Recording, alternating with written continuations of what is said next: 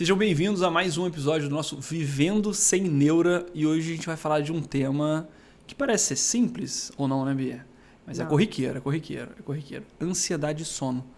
Vamos falar de algumas dicas que a gente pode já colocar em prática agora para melhorar nosso sono. Cara, vamos primeiro discutir sobre esse tema, né? Sono, um ritual, um monte de coisa influencia. Então, beleza, se eu comi café, se eu comi muita comida, sei lá, pesada até tarde da noite, se eu estou muito estressado, e a ansiedade é muito comum. Sim. Você que é especialista em sono, você vê isso direto no consultório, né? Sim.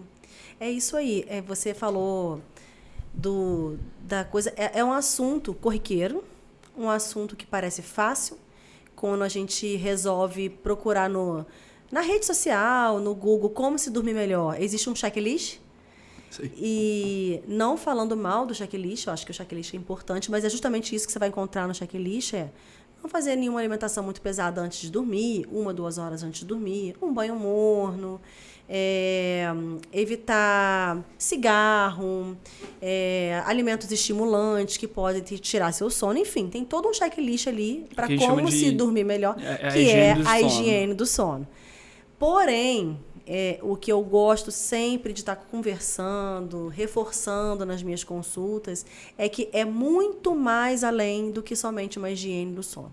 A higiene do sono, ela é somente um tópico da psicoeducação do sono, Sim. que é o que a gente vem falando, vem enfatizando nas consultas, porque você tem que ter um entendimento de como que se faz para dormir melhor, para não deixar o que traz aqui o nosso assunto, a ansiedade dominar o seu sono.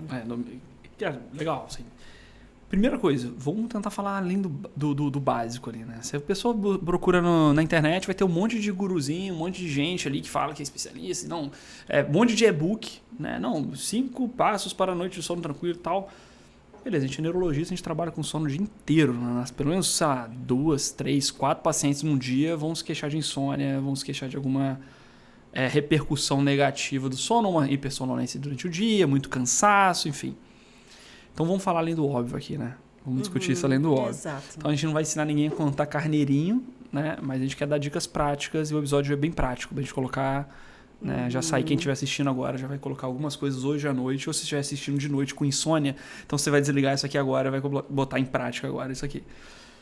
O sono é uma repercussão muito do nosso dia também, né? Sim. E a ansiedade tem muito disso, né? O ansioso ele vai ficando com aquele estado de alerta constante. Eu sempre falo isso, né? Ansioso é estado de alerta constante, tudo é importante, se tudo é importante, nada é importante. Eu perco uma hierarquia das coisas. E à noite parece que tudo vem à tona, né? Então começa aqueles pensamentos intrusivos. Como é que a gente pode fazer, assim, você falando da psicoeducação do sono? A gente pode começar a trabalhar para diminuir esses pensamentos intrusivos ou para a gente ir se acalmando mentalmente, né? Diminuindo a ansiedade ali. Então, é esse raciocínio mesmo. A gente falar o óbvio é muito fácil. A gente tem vários orientadores do sono aí que falam o óbvio. Falam também de uma forma muito generalizada. O sono ele não pode ser tratado de uma forma generalizada. Nós temos particularidades de cada um, individualidades que têm que ser respeitadas, como, por exemplo, a questão do cronotipo. A pessoa muito vespertina, a pessoa muito matutina, então ela vai ter um padrão fisiológico de sono diferente uma da outra. Então, a gente não pode querer que aquela pessoa vespertina durma muito cedo, por exemplo. Sim. Não é o perfil, não é o padrão fisiológico dela. Então, a minha crítica em relação a esses gurus do sono é que eles não conseguem, alguns, tá? Não vou generalizar também. Dá pra entender. Alguns não conseguem individualizar a situação de cada paciente. Bom, esse é um ponto. Agora, falando da ansiedade, dos pensamentos, realmente é isso que acontece. Na hora que a gente deita, que vem à tona todos os pensamentos e vem o reflexo daquilo que você trabalhou durante o dia. Trabalho que eu digo no sentido mental, do pensamento. E é justamente na hora de dormir que vem tudo à tona realmente. Porque eu costumo sempre falar, né? Essa não é uma frase minha, mas é uma frase que eu gosto. Dormir é um ato de entrega. Dormir é um ato de coragem. Porque quando você dorme, você está totalmente sem defesa. Então, você desliga, literalmente. Seus níveis de cortisol já estão caindo, que é o seu hormônio de defesa. Seus níveis de melatonina, que é o hormônio do sono, está subindo. E você está no momento de entrega. Então, para as pessoas que tentam ter muito autocontrole, ou pessoas controladoras com a vida demais, elas não conseguem ter esse ato de entrega. Por isso que é no sono que vem à tona todos os pensamentos. Então, eu costumo dar assim, alguns exemplos. A pessoa que já tem essa ansiedade embutida dentro dela, quando ela deita, o primeiro pensamento que vem é: não vou conseguir dormir. É isso aí. Né? Então, ela nem tentou. Muitas vezes, ela nem foi para a cama ainda. Ela já viu a noite chegando, ela já pensa assim: não vou conseguir dormir. Tem esse... É um termo que existe, eu não gosto muito de usar, mas às vezes faz sentido, né? Tem esse termo chamado de crença limitante. Acaba que não deixa de ser, né? Tem algumas pessoas que falam assim: não, eu sou ansioso, esse é o meu jeito. Não, tá errado. Já se A ansiedade rotulou. exatamente. A ansiedade, ela existe, ela é natural, em certos pontos ela ajuda a gente ali, né, a viver algumas situações de medo, de tensão e tal, a gente precisa dela. Mas colocar isso de uma forma quase que romântica, né? Esse é o meu jeito, eu sou assim acelerado demais, isso tá errado. As pessoas romantizizaram isso também. Tá bonito. Até né? mesmo porque o ansioso ele tem uma falsa sensação de que ser ansioso funciona. Eu até costumo brincar nas minhas consultas que eu falo assim: às vezes a pessoa ansiosa, ela é um ótimo funcionário, porque ela resolve tudo antecipadamente. Até ela esgotar, né? Porque o ansioso ele tem excesso de futuro. Então ele quer antecipar todos os problemas, então ele é um excelente funcionário, só que ele entra no burnout. Ele não dá conta daquilo. É uma vela, né? Ela vai queimando, mas chega um momento que ela vai esgotar. Não vai dar conta. Exato. A gente trabalha muito isso na psicoeducação do sono, João, porque, na verdade, eu falo psicoeducação do sono que é só uma parte da terapia cognitiva comportamental do sono. Sim. A psicoeducação do sono são só o entendimento de como que é o comportamento do sono. E a gente não tem como ensinar essa pessoa a dormir só dando orientações de como dormir. Essa pessoa tem que fazer um trabalho cognitivo. É isso aí. Então, o trabalho cognitivo vem tratamento de insônia, tratamento de depressão. Porque quando essa pessoa vem com esse pensamento automático: não vou dormir, automaticamente vem um pensamento intermediário: o que eu vou fazer se eu não dormir? Aí muitas delas nesse momento, ou elas têm uma crise de pânico, ou elas levantam para comer, ou elas pegam o celular. Elas vão tentar encontrar uma forma de lidar com aquele primeiro pensamento. E aí, quando ela faz isso tudo, que ela se dá conta que, na verdade, ela não resolveu o problema dela principal, vem uma frustração. E da frustração vem um pensamento central. Tipo: eu sou muito ruim mesmo. Nem para dormir eu consigo. Entendeu? A cascata. A cascata. E assim, cara, e amanhã eu vou estar um lixo e eu não vou conseguir.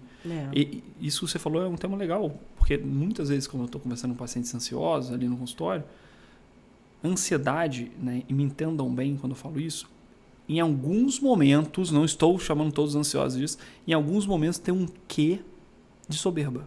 Tem. Né? Então, quando você fala isso, a pessoa do sono, ela vem com esse pensamento, né? Tipo, cara, já era, não vou dormir. Então, isso, ou então antes, pré-pensamento, não vou dormir. Ele vai deitar e ele quer fazer o checklist, tudo que ele fez, tudo que está precisando ser feito ainda, como se fosse possível dar conta de tudo em um dia. E como se o sono também fosse só assim: cara, eu só vou desligar, né, aqui porque nem dormir não é tão importante assim. Ele vai com um certo desprezo para esse sono também, né? Não leva a sério, ele não percebe que o sono é esse ritual, ele vai se preparar, é como se fosse um interruptor. Então a pessoa chega ali achando que está fazendo tudo até o último limite e pronto, desliga o interruptor e durmo. Não é, né? É isso. A gente tem um preparo para o sono. Você falou do TCC, o criador da TCC, né? Se eu não me engano, acho que foi o criador, o Aaron Beck, que ele fala sobre isso, né? Ele fala: algumas pessoas melhoram muito com medicação mesmo. Ótimo, isso é ótimo. Só que essa melhora, às vezes, ela atinge um limite, um platô, que ele não consegue recuperar mais. Não avança. Porque a mudança real, ela tem que ser na percepção, na cognição. Lógico. Então, se eu dou um exemplo no consultório, o paciente está com a mão queimada, chegou para mim lá, eu passo uma pomada. Beleza. Começou a cicatrizar, a pomada está fazendo efeito. Ela vai sair da consulta e vai botar a mão no fogo de novo, cacete. A gente vai ter que modificar a forma de pensar, a forma de encarar o sono.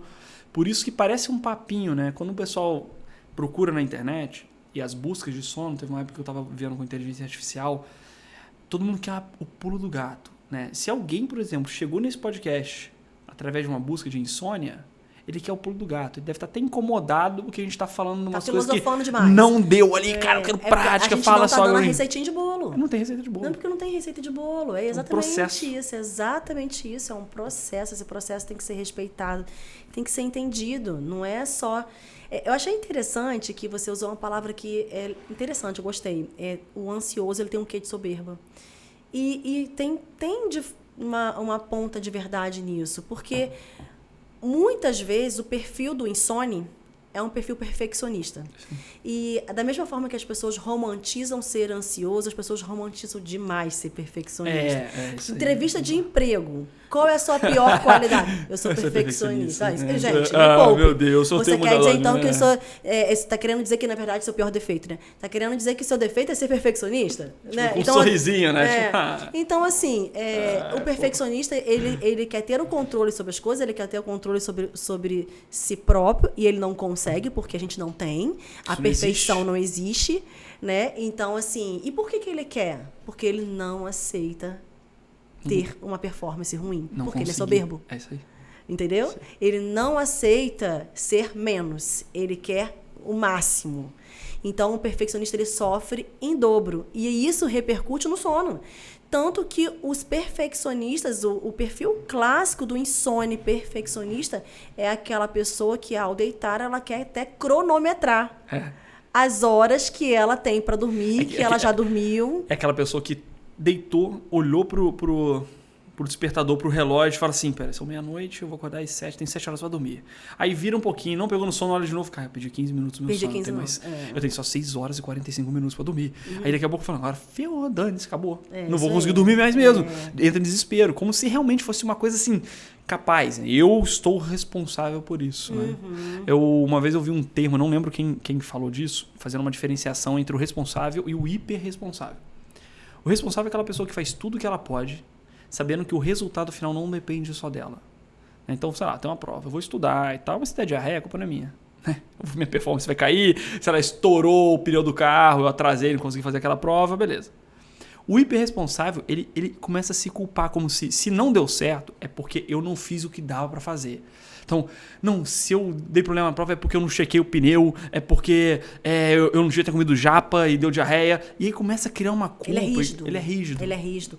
Eu costumo dar esse mesmo exemplo, só que eu falo com outra palavra. Existe uma diferença do disciplinado pro perfeccionista. Isso. O perfeccionista, ele é rígido. Então, o perfeccionista, se ele deita na cama e ele não dorme, ele sofre. Ele não aceita não dormir. Ele fica naquele loop de exatamente isso. Já passou 15 minutos. Não dormi ainda. Olha o relógio. Isso só alimenta o processo de ansiedade. O disciplinado, não. O disciplinado, a gente tem exemplo alguns atletas aí. A pessoa treina.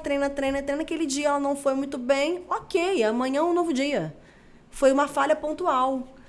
O perfeccionista, ele é rígido. Se ele não dorme naquele dia, ok, não. Ele não aceita isso. E aí ele vai acumulando para o dia seguinte, para a noite seguinte, e é aquele processo que só amplia. Então, uma primeira dica que a gente pode estar dando de prática para as pessoas é assim, não exija tanto de você e inicie um trabalho mental, né?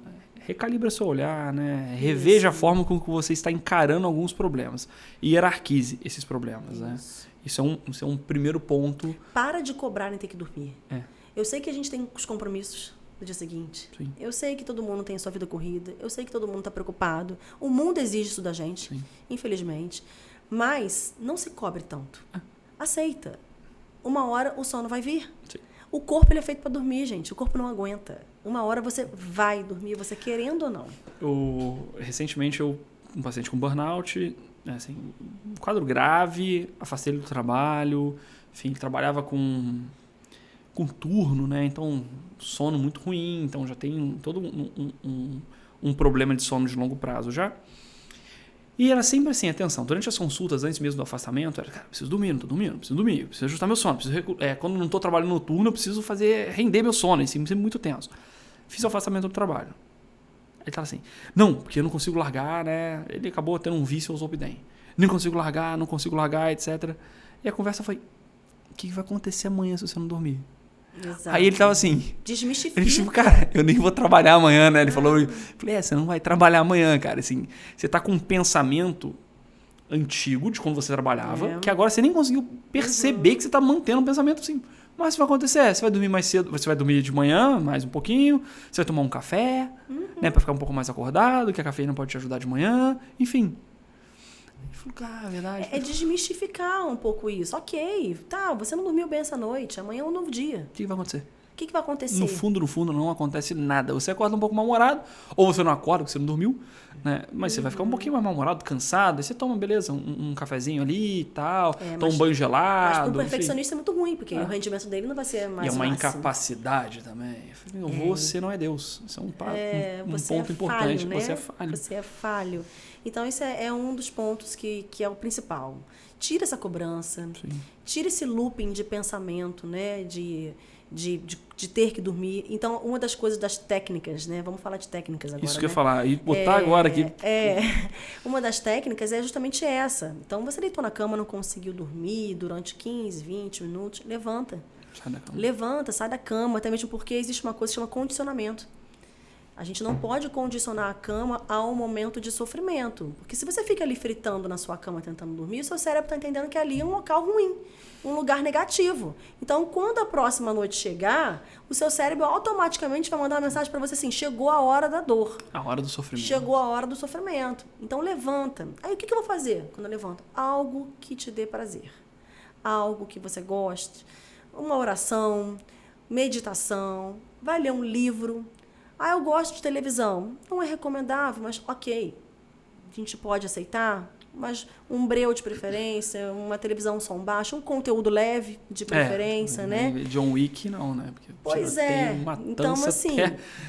Então, qual é a ideia com essa técnica? A ideia com essa técnica é você tirar aquela concentração, aquela tensão de ter que dormir e tirar o condicionamento negativo com a cama. Uma das técnicas que a gente recomenda é restrição do tempo de cama. O que significa isso? Alguns pacientes, quando eu falo isso na consulta, me olham com cara assustado, é meio contrassenso. Eu venho aqui para dormir, a médica me manda eu sair da minha cama. É isso aí. Realmente contra-intuitivo, é isso. né? É muito interessante. É contra-intuitivo, mas por que a gente faz a restrição do tempo de cama? Para o cérebro não entender que cama é para ficar lendo livro, estudando, trabalhando, comendo.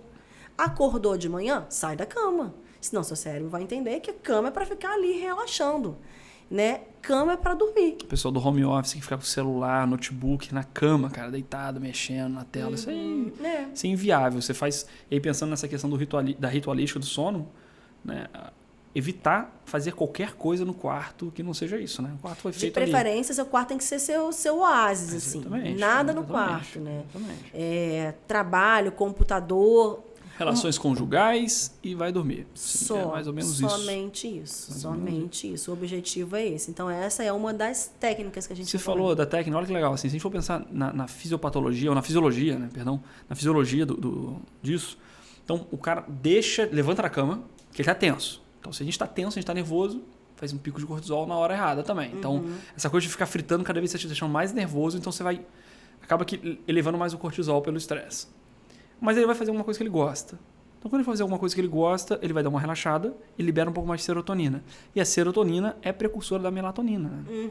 A gente tem triptofano, a serotonina e vem a melatonina. Então, até pensando nessa técnica do ponto de vista fisiológico, tem todo um sentido, né? Ela vai seguindo um caminho fisiológico ali. O caminho fisiológico. É como se você estivesse mostrando para o seu cérebro novamente o caminho de dormir. Porque deveria ser natural, deveria ser de uma forma fluida, sem cobrança, deveria você já ir para a cama com isso tudo preparado fisiologicamente dentro de você, tranquilo, porém você quebrou. E aí você vai mostrar o caminho para o cérebro de novo. Por isso que esse processo é um processo um pouco difícil, um pouco chato. Muitas vezes alguns pacientes ficam até mais ansiosos, né? Então, poxa, eu vou levantar quantas vezes? Até eu conseguir dormir. E por isso que o acompanhamento cognitivo tem que vir casado. Por isso que a gente não tem que só vir com a técnica do sono. Não são tem técnicas que vir soltas, com a técnica cognitiva junto. Porque junto a isso você vai trabalhar a ansiedade desse paciente, as crenças negativas que ele tem em relação ao sono, você vai o tempo todo chamar esse paciente na consulta para a realidade. Calma.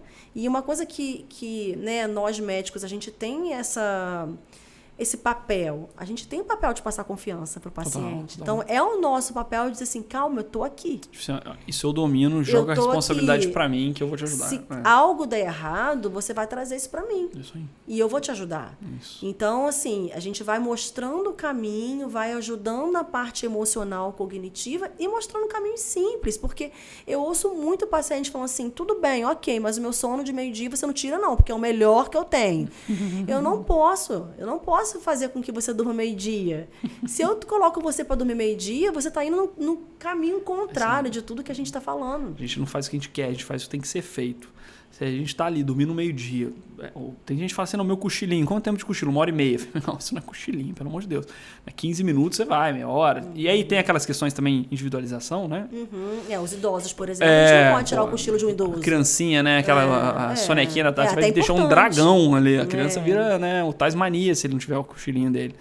Mas a gente vai ter que abrir mão de algumas coisas que a gente gosta realmente para poder criar esse ritual do sono. Não adianta. Ah, não, mas eu gosto muito de assistir, sei lá, uns filmes muito acelerados, muito tensos de noite. Não, então beleza. Então saiba Aguente que a consequência é você não dormir.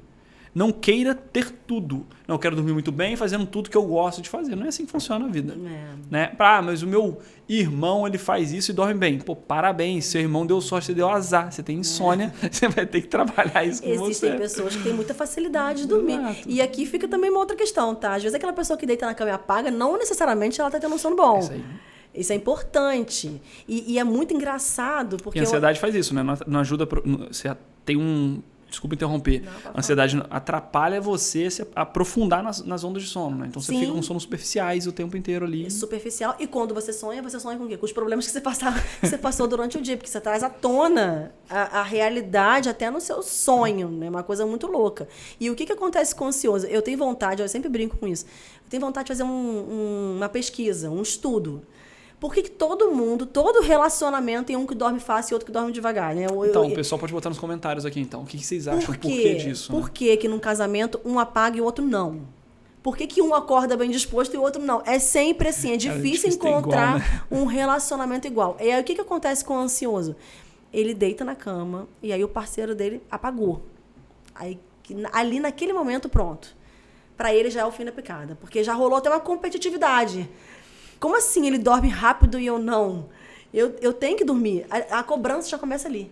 Na hora de ver o parceiro dormindo. Fica irritado com essa realidade do outro e tal. Isso é verdade, Porque o outro consegue ter entrega e ele não. Gente, vamos ter mais amor. Quem dorme bem, parabéns. Quem dorme mal, vamos trabalhar. A gente vai tentar tratar isso aí, vai ajudar. Pois é. Isso que você falou da técnica é legal. Assim, existem técnicas soltas, assim, algumas técnicas soltas que podem ajudar. Até lá, uma que eu uso com o paciente é a respiração quadrática, né? Então você expira por 3 a 4 segundos, prende por 3 a 4 segundos, solta em 3 a 4, prende de novo e faz, né? Então quadrático porque faz mais ou menos esse sinal ali, se a gente for tentar imaginar isso acontecendo. Ajuda, né? Você vai diminuir noradrenalina, você consegue dar uma relaxada, tem um efeito GABAérgico, alguns trabalhos mostram, exercício de respiração, todo mundo conhece, parece que é meio intuitivo, todo mundo sabe que isso funciona. Mas, beleza, sozinho isso não vai fazer efeito. Então o cara terminou e... Não tô dormindo. No auge da ansiedade. Não tô dormindo, né? Então, enfim. Por isso que tem que ter o profissional. Eu gosto muito do relaxamento muscular progressivo. Isso é muito legal também. E aí, eu acho que isso é muito legal para indução do sono. Então, só para explicar, você vai relaxar, você vai promovendo o relaxamento para cada parte do seu corpo de uma forma com calma, lenta, né? Gerando aquele momento de paz, de tranquilidade. E da mesma forma que você falou, vai liberando os hormônios, GABAérgico, e você vai induzindo o seu sono. É claro que a pessoa que está no auge da ansiedade... Eu estou falando isso aqui, parece muito fácil, mas quem já teve crise de pânico, por exemplo, sabe o que eu estou dizendo. No auge do pânico, não manda fazer respiração quadrada e relaxamento muscular progressivo. Você está no auge. Então, assim, é complicado mesmo. Por isso que tem que ter a ajuda de um profissional. Para ele te dar o suporte, para ele te mostrar. E eu curto muito também o Mindfulness. Estou sempre falando também que o Mindfulness também é uma terapia que tem evidência para o sono. Sim.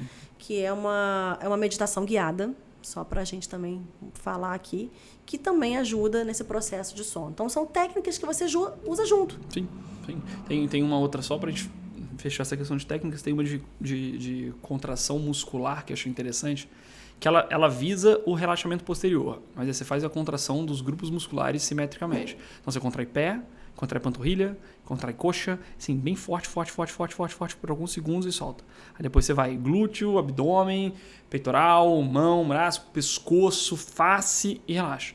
Você gera toda uma contratura, uma contratura tensão, grande, forte, você e relaxa. sentir. E aí tem como se fosse uma liberação de ácido lático, tem uma questão de tranquilidade. É uma técnica que eu particularmente já usei e foi interessante. Me ajudou de uma certa maneira. E tem um trabalho, agora eu não vou lembrar qual foi o trabalho que comentava sobre isso e mostrando, enfim. Tem uma técnica muito legal também, que também faz parte da terapia cognitiva comportamental do sono para alguns pacientes individualizados. Não é para ser feito com qualquer um e também tem que ser feito com um profissional. Intenção paradoxal. O que é isso? Você vai tirar a necessidade de dormir. É como se você falasse para o paciente assim, olha aqui, você vai deitar a tal hora, mas não é para dormir. Você vai lutar contra o sono. Sim. Por quê? Porque aí ele tira aquela cobrança de ter que dormir. Isso acontecia muito comigo quando eu vivia insônia. Alguns momentos que, né, uma fase que eu tive da minha vida de muita insônia, eu lembro que eu não dormia. E aí, quando eu estava no carro, indo para o restaurante, passeando, eu apagava. Como? Eu falava assim, como que na cama eu não consigo dormir e aqui eu durmo fácil? Porque ali eu não tinha cobrança. Não tinha cobrança, não tinha intenção. Né? Então, é a intenção contrária. Eu sou católico, né? Então, quando você está muito cansado, vai tentar rezar um terço à noite, não querendo dormir, meu amigo. Aí que você vai dormir. É que Deus termina o terço para mim, que não vai ser eu que vou terminar. Isso é uma outra... A intenção paradoxal funciona bem também. Realmente é interessante. Mas, de novo, técnicas soltas não resolvem. É igual medicação, né? Exato. Exemplo, se a gente for pensar aqui, vamos lá. Isso aí vai ser tema para um próximo, tá? Mas a gente já pode começar a introduzir aqui, só plantar sementinha. Cara, melatonina, suplementos. Melatonina não é para todo mundo. Então tá todo mundo, um monte de gente deve estar vendo aqui, ansiedade de sono, que eles vão falar de suplementação, vai falar de magnésio, vai falar de não sei o que, remédio, e aí os opidentes, aqui a gente vai fazer um só sobre medicações no sono. Mas não é para todo mundo. Medicação, técnica, né? Todo mundo botou melatonina como a panaceia do sono. Todo mundo usa melatonina. Tem até no iogurte. Tem iogurte, melatonina? Tem, fora do Brasil vende. É mesmo? Você não tá sabendo, não. Tem, criancinhas tomando melatonina. Por isso que o nível... Tem trabalho que mostra... Teve um trabalho americano falando sobre a quantidade de crianças com intoxicação por melatonina. Né? Olha só. Olha que grave. É grave, isso, cara. grave. Isso é grave. Não é brincadeira. Melatonina é hormônio, pô. Não é balinha, né? Muito errado. E até vem como balinha também, o pessoal vê. É tipo assim, a balinha lá nos Estados Unidos, eu lembro, né? Balinha de melatonina. Né? Aí o pessoal ainda acha que vou usar mais se eu não tô dormindo, né? Pô, melatonina em dose alta, a gente usa para estudo comportamental do sono REM em Parkinson. Exatamente. E eu falo, gente, tem alguns pacientes chegam para mim com a melatonina, porque eu tô tomando isso aqui. Eu falo assim, tá, mas isso aqui seu cérebro sabe produzir. Você não precisa disso. Você tá ensinando. É só você mostrar o caminho para ele. Ele sabe. Apaga as luzes. Liga a sua fábrica. Você não precisa uma substância externa. Você produz. Seu corpo está preparado para isso, só que você não está respeitando. Vou roubar essa sua frase, gostei, Bia. Boa. Seu corpo já sabe produzir, pô. Eu falo às vezes, cara, não, o seu é melhor, mas o seu corpo já sabe produzir. Ficou legal. Tá, conta a novidade agora. Eu gostei dessa aí, ficou legal. A gente vai aprimorando as falas. Não, o legal do podcast aqui, no SDA e tal, eu sempre tô conseguindo roubar umas frases, assim, tá bem legal, tô gostando muito. Vamos deixar pro próximo, então, da gente falar sobre medicações no sono, né? A gente pode falar sobre canabidiol, suplementação, os remédios, o Rivotril. E aí? Rivotril ajuda a dormir bem mesmo ou não, né? Isso aí vai ser acho que foi um podcast rápido aqui, sim, né? A gente conversou um pouco, mas só para deixar bem claro, nós não somos contra remédio. De jeito nenhum, tá? A gente prescreve, somos prescritores. Nós não somos contra remédio, a gente prescreve quando tem que ser prescrito, só que tem que ter indicação. E eu falo muitas vezes o seguinte, as coisas têm que ter hora para começar, hora para parar. O que a gente vê na grande maioria das vezes os pacientes insônios que me procuram é que é papo de 10, 20 anos tomando remédio. Isso. Até quando? Até onde você vai? Você perdeu a sua capacidade de dormir sozinho, a sua autonomia, que você conquistou quando você era bebê. Agora você perdeu. Isso é primordial. Essa discussão é primordial. O paciente chega no consultório, e aí, o que você faz? Eu tenho ansiedade há 20 anos, eu tenho depressão há 30 anos, eu tenho insônia há 20 anos. Beleza. Sim. A minha parte eu vou fazer. Você está fazendo a sua? Né? O que você está fazendo além de esperar uma medicação para você melhorar? que você está fazendo para melhorar a sua depressão, está fazendo para melhorar a sua ansiedade, está fazendo para melhorar a sua insônia. Você está mudando os seus hábitos de vida, você está levando a sério isso aqui? Porque muitas pessoas estão assistindo isso aqui e estão querendo uma fórmula mágica e estão frustradas porque não tem fórmula mágica para isso. Então, o que você está fazendo? O que você vai fazer quando desligar esse podcast, quando parar de assistir isso, para mudar de verdade, né? Você vai olhar todos os seus comprimidos. Você vai pegar, nesse momento agora, você vai olhar seus comprimidos. Às vezes a pessoa toma, 4, 5, né, tipos de remédio diferentes e não dorme. Aí quando vem para mim e fala assim, você não vai conseguir resolver. O paciente já chega na consulta assim, né, armado. Você não vai conseguir me fazer dormir porque eu não sei dormir. Realmente, se você já vier com esse pensamento, eu não vou conseguir fazer você dormir porque isso depende mais de você do que de mim. Isso quando a gente fala de um problema emocional. Existem problemas orgânicos junto. Sim. Mas o que eu quero que fique como mensagem aqui é o seguinte. Se você já toma 5, mais de 2 remédios, e você ainda não dorme, é porque o seu problema não é remédio. Sem dúvida. Entendeu? Então, e não é só insônia. Exato. Porque existem remédios para dormir potentes. Se você ainda não dorme... Se você ainda não conseguiu, é porque o negócio não é só remédio. Tem então, fica a dica. Fica a dica para os ansiosos aí que estão assistindo. E até o próximo, então, pessoal. Um abraço. Tchau, tchau.